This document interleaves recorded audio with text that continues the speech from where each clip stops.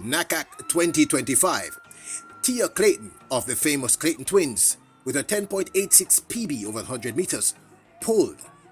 Can she still book a spot for the women's 100 meters at this year's World Championships 2025? Plus, Marie Claire features Shelly-Ann Fraser-Pryce. Welcome back to the channel, people. Welcome back to the channel if this is your first time here. Thank you for making it Peter Lloyd World. Go ahead, please hit the subscribe button so we continue to grow. When you do that, hit the notification bell so you know when the next video drops. If video is one today in Peter Lloyd World or the other content, please hit that like button and finally leave your thoughts. Are you ready? Yep. Good to go. Well, first up, let me just say this. We did a feature on the Clayton twins taking on Julian Alfred. And we sort of focused on the upcoming, well, it would have passed by now, Monaco Diamond League, but that was not really the focus. We were just talking about the Clayton twins in general taking on Julian Alfred. Now, we had information right up, and I'm going to show you in a few minutes, that still has the Clayton twins as entries at the Monaco Diamond League in the women's 100 meters. Now, obviously, that has been changed, but this source in particular that I sometimes use, Watch Athletics, still has them listed in the final entry list, which is why we went ahead and we did the video. Now, the video had been done prior to when it was released. We went and we checked. We saw that they were still on the entry list.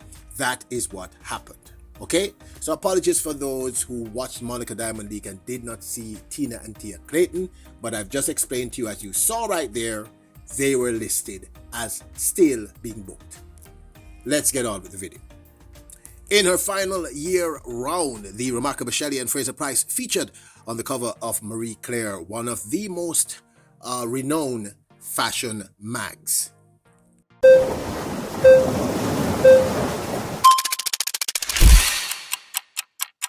Jamaica is home. It's just a part of who I am. It's the culture, it's the people. It's really just the essence of Jamaica that makes Shelly-Ann who she is. And from growing up, I've had the support of so many individuals who continue to shape who I am as a person, continue to pour into me, and just shape the woman that I am today. So I would definitely say they have made me strong, resilient, and I know that I have a huge amount of people who supports and backs me, because I think that the resources that we have at home is limited, but the power we have as a people is huge. The resources we have at home is limited, but the power of the people is huge. This is one of the many reasons why I absolutely love and admire Shelly-Ann Fraser-Pryce. It's one of the many reasons why I keep referencing her as the greatest of all time, the GOAT.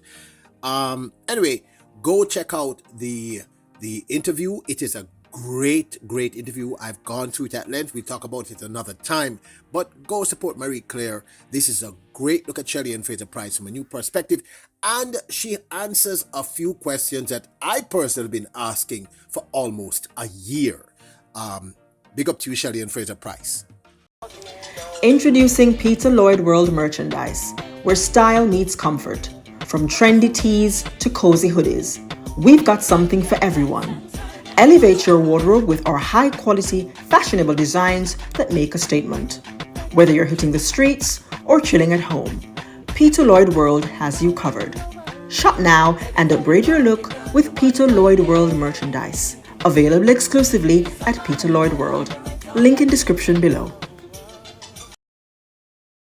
With the likes of Jadine Williams, as well as the phenomenal Ashanti Moore, Jamaica has fielded a top-tier team to the NACAC 2025 track and field competition. For this video, we'll be looking particularly at the women fielded for NACAC 2025. Now, as you can see here in 100 meters, there's Tia Clayton, Jadine Williams. In the 200 meters, Ashanti Moore, Gabrielle Matthews. In the 400 meters, Dejanay Oakley, Stacey-Ann Williams. In the 800 meters, Kelly-Ann Beckford. For the women's 100 meters hurdles, Amoy Brown and the remarkable Karika Hill. 400 meters hurdles, we have Genevieve Russell and Shanice Walker. Long jump, we have Nia Robinson. Discus throw, Samantha Hall. Shot put, we have Lloydrika Cameron. Hammer throw, we have Nakoy. Hold it there. Sorry, couldn't see, you know. And in the triple jump, we have Shanika rickets. Now, what you need to understand is several of these athletes are trying to get to the qualifying time and the qualifying throws to get to World Championships. Now, not winning the national championship, which happened early in last month, is a very, very important thing. But you still have to hit the qualifying mark to be able to represent the island at World Championships. And the truth is, World Championships have made some of these qualifying marks extremely difficult. Now, I'm fully aware of the fact that I am almost certain that Ashanti Moore has not yet hit the qualifying mark. Of course, she's the national champion in the women's 200 meters. There are, of course, other persons that we need to talk about. This is in the 4x1 and the 4x4. We're talking about the females in particular. For the 4x1 is Tia Clayton, Jadine Williams, Ashanti Moore, Janelle Smith, and Gabrielle Matthews. The 4x4, Nikisha Price, Dejanay Oakley, Stacey Ann Williams, Leah Anderson. This is a Shanika Foot, apologies, and Renisha McGregor. That's an excellent lineup for the women's 4x1 and the women's 4x4. However, all right, and I mean, seeing Nikisha Price there is a really, really cool. I'm going to tell you, we're going to be talking about the men in the next upcoming video. So, as I said, some of these women have to be able to meet the mark set both in the throws as well as in the sprints. If they cannot get to a particular time, for instance, we're going to talk about the men's 4x1 in another video. So NACAC 2025 is an opportunity not just for us to win medals, add to the medal table, but it is an opportunity for people like Ashanti Moore to make that mark, get to that time, so she'll be easily able to slot in to represent the island at the upcoming World Championships 2025. But there is an even bigger story. Now, unless you've been sleeping on a rock, you must be fully aware of the fact that this young lady, Tia Clayton, who up until recently was the fastest Jamaican female out of Jamaica in the last 12 months, until, of course, her sister Tina Clayton took over that role at the national championships in the women's 100 meters. So Tia Clayton got injured, and she therefore did not make the top three, and therefore would not be able to represent the island as one of the top sprinters at the upcoming World Championships. However, there was an opportunity, which is why she was going to head to NACAC, for her to do so if she was able to win the women's 100 meters at NACAC. And the truth is, looking at the lineup, well, I didn't need to look at the lineup. She would have been able to do this quite easily. However, Tia Clayton has been pulled from the list that I just told you.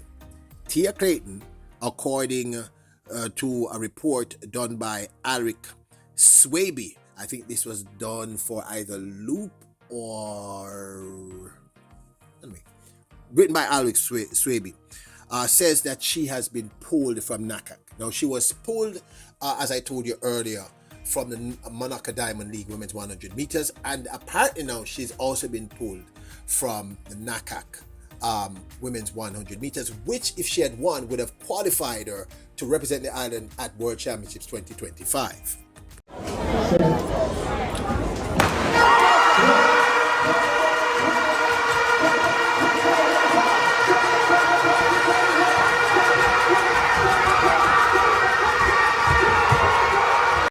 Now, based on the article that, and I'm going to show you bits of it here, that Alric Swaby penned, it would appear that the primary reason that she has been pulled was not because of her injury. It seems as if there's a major pushback because of her injury, other athletes were able to make the team. In other words, they were ahead of her, and therefore they believe that this kind of favoritism, basically what they're basically saying is that she never, whether or not she was injured, the fact of the matter is that she did not finish in that top four, and therefore as a result of that, she should not be treated special. She shouldn't have a special blight, so to speak, and be given the opportunity to make it ahead of other people. Now, this of course is my 2 cents. People, this is a very controversial because here's the thing.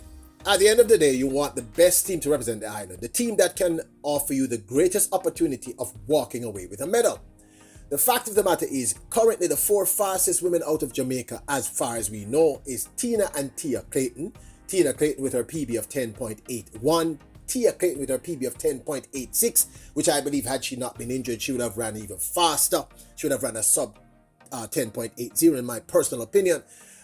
Shelly-Ann Fraser-Pryce with her season's best of 10.91, and Sherika Jackson with her season's best of 10.88. The fourth athlete who at this point would be Jodine Williams, ran a season's best of 11.02. Now, this is a hard one because the fact of the matter is I understand the aspect of integrity. What we're trying to do is avoid corruption so that the J3s can just put in who they choose to put in. But if my memory serves me correctly, the J3s they have reserved the right to put whoever they want to. So in other words, I think there's like 3 people, automatic or 4, and then they've reserved the right to put 2 additional people that they choose to put. So what do we do here? Do we deal with and I want to hear your thoughts. Should we think about the people who have the best opportunity to medal, to give us a higher medal score, or do we put the people there based on the integrity factor? So is it integrity versus medals? And I know that some of you are going to say, busy about the integrity, and some of you are going to say, busy about the medals. Now, normally I have a very, very strong stances in terms of these things. The truth is I'm kind of leaning towards the integrity thing because Jodine Williams worked very, very hard. She was not injured and she was able to run 11.02, which is still a solid time. It's not a great time. It's not going to make her, she's not going to get to the finals of the women's 100 meters running that, but it's strong enough for her to, of course, represent the island in the 4x1. However, if you have someone who looks as if they were on the verge of running a sub 10.80, and you are certain that with her and her sister Tina Clayton, with a fit Sherika Jackson, a fit Shelly-Ann Fraser-Pryce, you're not just looking at a possible gold medal, but you are looking at the possibility of breaking the women's 4x100 meter world record. What do you do? The Jamaican in me is screaming, put Tia Clayton, apologies, because she's way faster than Jodine Williams, and because with her on the 4x1, we have a massive chance of not just winning the gold medal, but we also have a chance of breaking that fairly long holding world record in the women's 4x1. But the truth is that the morality aspect of it is that Jodine Williams worked hard, people, and it is not her fault that Tia Clayton got injured. And there's also the factor that we send Tia Clayton, we don't send Jodine Williams, and Tia Clayton gets injured again. We have seen this happen before. So should we deny Jodine Williams because we are almost certain that a fit and healthy Tia Clayton could help us to break the world record and would definitely add to the medal plate? Or do we do the morally correct thing and send Jodine Williams, who worked hard? She's one of our best athletes. She worked her ass off and she deserves an opportunity. The other thing that I want to state is that if I remember correctly, at World Relays, Jodine Williams herself was injured, which is why she ran that 4x400 meter leg. She walked it, if you remember. So, should we take the risk with Jodine Williams? Suppose she also gets injured again. So this one, people, it is hard for me to actually make a decision because, like I said, the yardie in me is screaming, take Tia Clayton, because with Tia Clayton, Tina Clayton, Sherika Jackson, and Shelly-Ann, you're looking at a world record in the women's 4x1. Plus, if something happens to Shelly, with Tia representing us in the 100 meters, we have a much greater chance of getting the medal podium than having Jodine Williams. But like I said, Jodine Williams walked for each day. So this is one time I am going to I'm going to chicken out. I'm going to chicken out, people. I am not I cannot make a decision because The moral aspect of this is that I am a fan of Jadine. Jadine worked hard. She deserves to represent the island. But the fact of the matter is, the speed of Jadine and the speed of Tia Clayton, them are not to do with one another. There is cheese and chalk. Big up to you, Jadine. I know you're a great athlete. But the truth is, we need people who can run at least sub 10.86 to be able to get you to the finals at this year's World Championships in the women's 100 meters, because it's gonna be fire. You have a Melissa Jefferson-Woodall who is just on fire. I think she ran what? A 10.72 or 7.73. We have the Olympic champion Julian Alfred running that 10.74 or 5. We have a Marie-Josée Talou of Cote d'Ivoire, who I think is coming with blood in her eyes, running really, really well. So I think for you to hit that medal podium, you have to be running at least a 10.85, 10.86 this year. And I just don't see Jadine Williams doing that. In the 4x1, America is going to have a fire team. They're the ones that we have to be most concerned about. If our baton changes are perfect, we need the fastest people. And the fastest people will be both the Clayton twins, if they're not injured, Shelly and Sharika. So, I am not going to give you an opinion in this one, because I am caught between a rock and a hard place. Because the truth of the matter is, morally, Jadine Williams is the person we should back, but the Jamaican in me has said Tia Clayton. So there you have it. Tia Clayton has been pulled from NACAC, not because of injury, but based on what Alwick Swaby has reported. She has been pulled because them say a favoritism. She not deserve it. Do you think she deserve it? And I shouldn't say this, but this, of course, is my 2 cents. I'd love to hear your thoughts. Now, don't forget to support the channel. Check out our merch store at prettyfire.com. And don't forget to hit the subscribe button, the notification bell, and hit the like button. You are royals, kings, and queens. Bless us.